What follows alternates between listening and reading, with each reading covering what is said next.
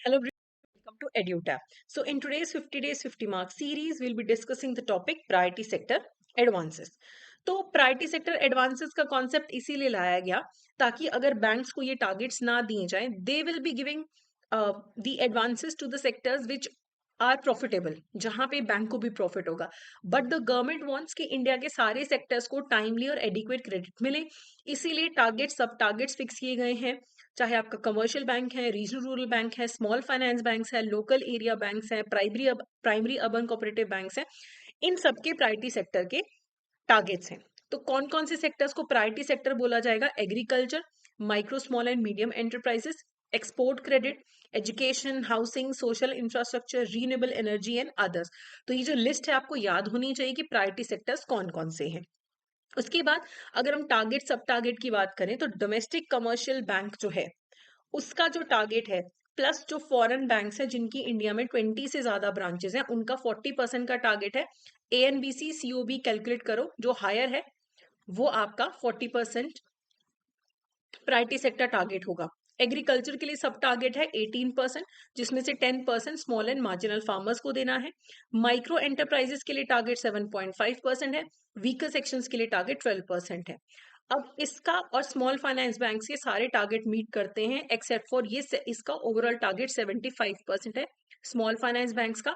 बाकी सारे टारगेट जो है मैच करते हैं. अगर हम फॉरेन बैंक्स की बात करें जिनकी इंडिया में 20 से कम ब्रांचेस हैं, उनका टारगेट है 40%. ठीक है, जिसमें से 32% जो है वो एक्सपोर्ट्स के लिए है, कर सकते हैं वो, और बाकी 8% किसी भी प्रायोरिटी सेक्टर को दे सकते हैं. इनके लिए कोई सब टारगेट्स नहीं है. जो रीजनल रूरल बैंक्स हैं उनका 75% टारगेट है. एग्रीकल्चर के लिए 18% है, जिसमें से 10% स्मॉल एंड मार्जिनल फार्मर्स को देना है. ठीक है, रीजनल रूरल बैंक जब प्रायोरिटी सेक्टर लेंडिंग करते हैं तो मीडियम एंटरप्राइजेस, सोशल इंफ्रास्ट्रक्चर और रीन्यूएबल एनर्जी के लिए 15% तक का ही वो कंट्रीब्यूट कर सकते हैं, वहीं तक प्रायोरिटी सेक्टर लेंडिंग माना जाएगा. माइक्रो एंटरप्राइजेस में सेम 7.5% और वीकर सेक्शंस के लिए 15% का टारगेट है. पहले ये टारगेट ना कम होते थे, मार्जिनल फार्मर्स वाले, वीकर सेक्शन वाले, लेकिन 23-24 से ये 10% और 12% हो चुकी है. ओके, सो अगर हम प्राइमरी अर्बन कोऑपरेटिव की बात करें, उनका पहले टारगेट होता था 40%, जिसे उन्हें 25-26 जो फाइनेंशियल ईयर है तब तक 75% पे लेके आना है. माइक्रो एंटरप्राइजेस के लिए 7.5%, वीकर सेक्शंस के लिए भी उन्हें 12% तक रीच करना है. ओके, उनके टारगेट बढ़ा दिए गए हैं. अगर हम बात करें कौन सी एक्टिविटीज को प्रायोरिटी सेक्टर लेंडिंग माना जाएगा एग्रीकल्चर की कैटेगरी में, तो अगर बैंक्स इंडिविजुअल फार्मर को लोन देते हैं, कॉर्पोरेट फार्मर्स को लोन देते हैं, फार्मर प्रोड्यूसर ऑर्गेनाइजेशंस को लोन देते हैं, individual farmers, partnership firms, cooperative जो है फार्मर्स के, जो एग्रीकल्चर या अलाइड एक्टिविटीज के लिए लोन लेते हैं, तो वो प्रायोरिटी सेक्टर की कैटेगरी में फॉल करेगा. अगर कोई एग्रीकल्चर इंफ्रास्ट्रक्चर के लिए लोन लेना चाहता है तो अप टू 100 करोड़ पर बोरर का जो बैंकिंग सिस्टम से लोन है वो प्रायोरिटी सेक्टर लेंडिंग की कैटेगरी में फॉल करेगा. एंसिलरी सर्विसेज है, कोई हॉर्टिकल्चर करना चाहता है, पिसिकल्चर करना चाहता है, सेरिकल्चर करना चाहता है, फूड प्रोसेसिंग है, ये सब कुछ भी प्रायोरिटी सेक्टर लेंडिंग में फॉल करेगा. आप स्मॉल एंड मार्जिनल फार्मर्स को लोन दो, आप एनबीएफसीज को लोन दो, और एनबीएफसीज आगे एग्रीकल्चर के लिए लोन दे, आप माइक्रो फाइनेंस इंस्टीट्यूशंस को लोन दो, वो आगे एग्रीकल्चर को लोन दे, तो भी माना जाएगा कि बैंक प्रायोरिटी सेक्टर लेंडिंग ही कर रहा है. एजुकेशनल लोन जो होता है 20 लाख रुपए तक का, अगर एजुकेशन लोन है, वो भी प्रायोरिटी सेक्टर लेंडिंग की कैटेगरी में फॉल करता है. ओके, चाहे आपने किसी भी टाइप की पढ़ाई का लोन लिया है, 20 लाख तक का आपका प्रायोरिटी सेक्टर लोन है. फिर हाउसिंग की कैटेगरी में अगर किसी पर्सन को अपना, इंडिविजुअल को घर परचेज करना है, कंस्ट्रक्शन करना है, रिपेयर्स करना है, तो वो प्रायोरिटी सेक्टर लोन होगा. ओके, लेकिन अगर बैंक अपने खुद के एम्प्लॉयज को लोन्स देते हैं तो वो प्रायोरिटी सेक्टर की कैटेगरी में फॉल नहीं करेगा. अगर कोई गवर्नमेंट एजेंसी को स्लम डेवलप करना है, रिहैबिलिटेशन करना है उनका, तो वो भी लोन जो होगा वो प्रायोरिटी सेक्टर में फॉल करेगा. हाउसिंग प्रोजेक्ट्स के लिए लोन देना, हाउसिंग फाइनेंस कंपनी को लोन देना, नेशनल हाउसिंग बैंक में डिपॉजिट करवाना, ये सब प्रायोरिटी सेक्टर लेंडिंग में फॉल करेगा. अगर हम सोशल इंफ्रास्ट्रक्चर की बात करें, ठीक है, तो अगर बैंक 5 करोड़ रुपए तक का पर बोरवर लोन देता है, स्कूल सेटअप करने के लिए, ड्रिंकिंग फैसिलिटी सेटअप करने के लिए, सैनिटेशन के लिए, जैसे टॉयलेट का कंस्ट्रक्शन करना, रिफर्बिशमेंट करना, हाउस होल्ड लेवल पे वाटर लेवल इंप्रूव करना, तो वो सोशल इंफ्रास्ट्रक्चर होगा 5 करोड़ रुपीज पर बोरवर. अगर बैंक लोन देता है 10 करोड़ रुपीज पर बोरवर का हेल्थ केयर फैसिलिटीज बनाने के लिए, जैसे कि आयुष्मान भारत की जो हेल्थ केयर फैसिलिटी है टीयर 2 से लेके टीयर 6 सेंटर में सेटअप करनी है, तो 10 करोड़ रुपए पर बोरो तक का जो लोन होगा वो सोशल इंफ्रास्ट्रक्चर की कैटेगरी में फॉल करेगा। इवन अगर बैंक्स जो हैं वाटर सैनिटेशन फैसिलिटीज के लिए लोन देते हैं एनबीए माइक्रो फाइनेंस इंस्टीट्यूशंस को, और माइक्रो फाइनेंस इंस्टीट्यूशंस आगे लोन देते हैं वाटर और सैनिटेशन फैसिलिटी के लिए, यानी कि ऑन लेंडिंग हो रही है थ्रू माइक्रो फाइनेंस इंस्टीट्यूशंस, वो भी सोशल इंफ्रास्ट्रक्चर की प्रायोरिटी सेक्टर में काउंट किया जाएगा। लेकिन ये चीज regional rural banks, urban cooperative banks और स्मॉल फाइनेंस बैंक्स नहीं कर सकते। वो ऑन लेंडिंग नहीं करेंगे, वो डायरेक्ट लेंडिंग करेंगे, तभी प्रायोरिटी सेक्टर में फॉल करेगा। उसके बाद है रीन्यूएबल एनर्जी। रीन्यूएबल एनर्जी के लिए बैंक अगर लोन देता है, जैसे सोलर बेस्ड जनरेटर लगाने हैं, बायो मास बेस्ड पावर जनरेटर लगाने हैं, विंड मिल है ना, तो स्ट्रीट लाइटिंग करनी है सोलर एनर्जी के थ्रू, रिमोट विलेज का इलेक्ट्रिफिकेशन करना है रीन्यूएबल एनर्जी के थ्रू, तो ये भी सारा प्रायोरिटी सेक्टर लेंडिंग में फॉल करेगा।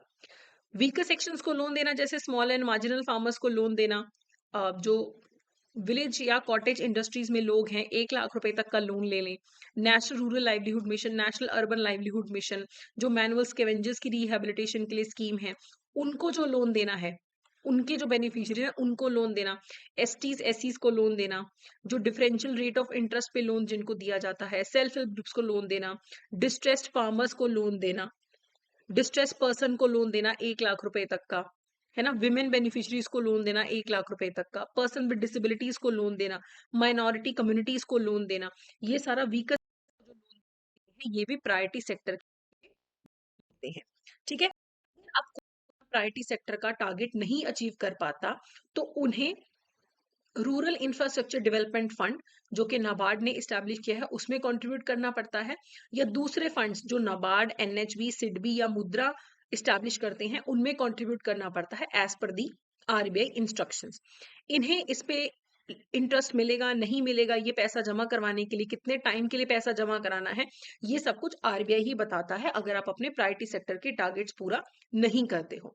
ठीक है, कॉमन गाइडलाइंस क्या है प्रायोरिटी सेक्टर लेंडिंग में, तो जो भी रेट ऑफ इंटरेस्ट चार्ज करना है प्रायोरिटी सेक्टर लोन्स में, उसके लिए आपको आरबीआई की गाइडलाइंस को फॉलो करना है। 25,000 रुपए तक का जो लोन है उस पे कोई भी आपको ad hoc service charge, inspection charge नहीं लगाना है।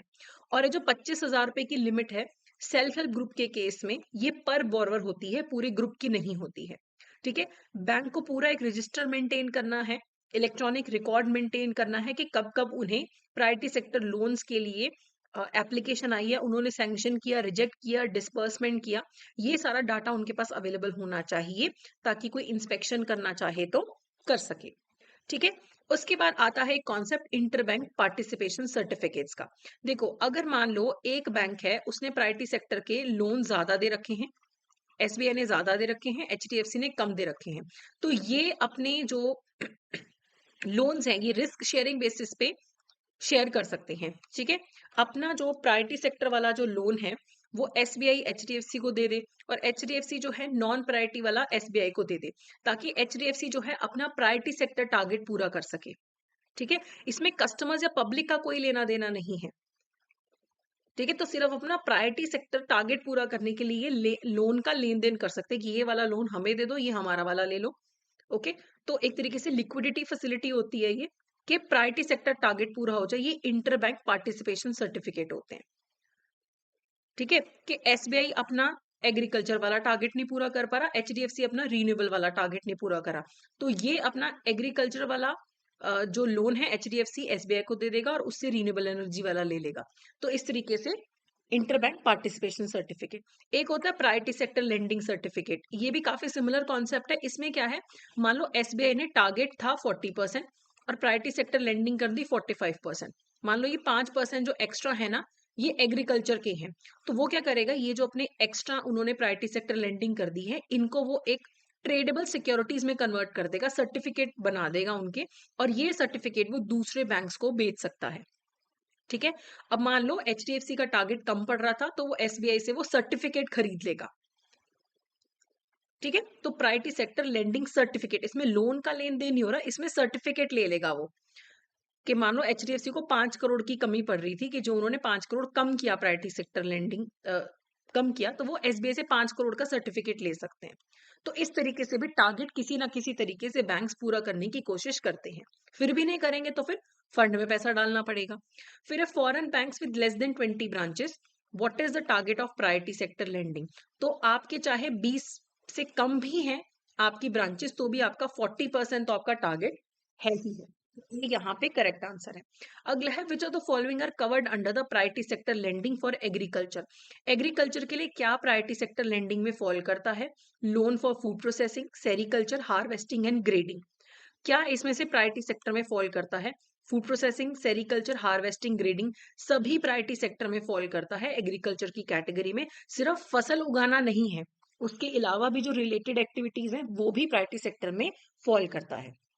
नेक्स्ट है the target set under the priority sector for domestic scheduled commercial banks for micro enterprises is dash and advances for weaker section is dash. ये आपको पहले पेपर में पूछा जा चुका है। माइक्रो एंटरप्राइजेस के लिए टारगेट है 7.5, वीकर सेक्शंस के लिए टारगेट है 12। तो ए जो है यहाँ पे करेक्ट आंसर है। अगला है which of the following statement is incorrect regarding को लेंडिंग। को लेंडिंग होता है कि बैंक और एनबीएफसी मिलके लेंडिंग करते हैं ताकि एनबीएफसी को सपोर्ट मिल जाता है बैंक का, और बैंक अपने प्रायोरिटी सेक्टर के टारगेट्स पूरे कर पाते हैं। ठीक है, तो co lending is a setup where banks and non banks enter into an arrangement for the joint contribution of priority credit for priority sector lending. तो ये बिल्कुल सही है, मिलके प्रायोरिटी सेक्टर में ये लोन देते हैं। अंडर दिस अरेंजमेंट जो रिस्क होता है 50-50 डिवाइड होता है, नहीं, 80-20 रेशो होता है, 80 with the bank and 20 with the NBFC. तो ये इनकरेक्ट स्टेटमेंट है, इनकरेक्ट ही पूछा है। ठीक है, इसका फोकस होता है कि क्रेडिट फ्लो इंक्रीज किया जाए unserved under served segments of the society में, इकोनॉमी में, जहां नहीं जाता है लोन वहां पे दो। ठीक है, बैंक्स जो हैं जिनका प्रायोरिटी सेक्टर लेंडिंग का टारगेट नहीं पूरा हो पाता वो एनबीएफसी के साथ मिलके लोन देते हैं ताकि उनका टारगेट पूरा हो सके। तो बी यहाँ पे इनकरेक्ट था, तो वही यहाँ पे करेक्ट ऑप्शन है। Banks having any shortfall in the lending to priority sector shall be allocated amounts for the contribution to। जहां पे प्रायोरिटी सेक्टर का टारगेट अगर शॉर्टफॉल हो रहा हो तो उन्हें कौन से फंड में पैसा डालना पड़ता है बैंक्स को? रूरल इंफ्रास्ट्रक्चर डेवलपमेंट फंड में। तो बी यहाँ पे करेक्ट ऑप्शन। हमारा आज का session, I hope this session is useful. Exam आने वाला है, so hopefully you will be doing great. So that's it for today. Thank you so much.